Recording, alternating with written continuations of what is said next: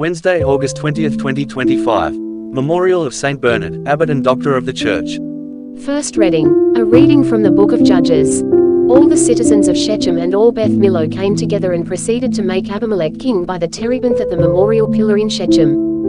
When this was reported to him, Jotham went to the top of Mount Gerizim and, standing there, cried out to them in a loud voice, "Hear me, citizens of Shechem, that God may then hear you."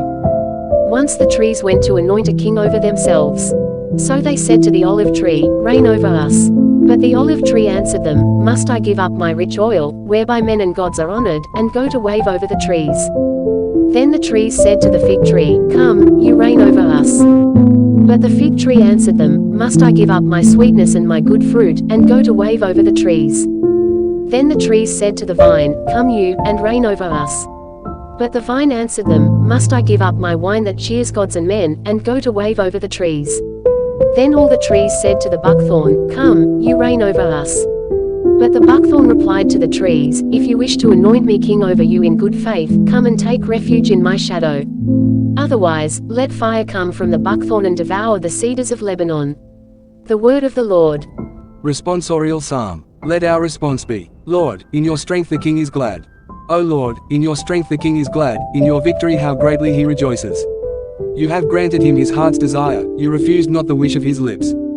Response. Lord, in your strength the king is glad. For you welcomed him with goodly blessings, you placed on his head a crown of pure gold. He asked life of you, you gave him length of days forever and ever. Response. Lord, in your strength the king is glad. Great is his glory in your victory, majesty and splendor you conferred upon him. You made him a blessing forever, you gladdened him with the joy of your face. Response. Lord, in your strength the king is glad. Gospel reading. A reading from the Holy Gospel according to St. Matthew. Jesus told his disciples this parable. The kingdom of heaven is like a landowner who went out at dawn to hire laborers for his vineyard. After agreeing with them for the usual daily wage, he sent them into his vineyard. Going out about 9 o'clock, he saw others standing idle in the marketplace, and he said to them, "You too go into my vineyard, and I will give you what is just." So they went off, and he went out again around noon, and around 3 o'clock, and did likewise.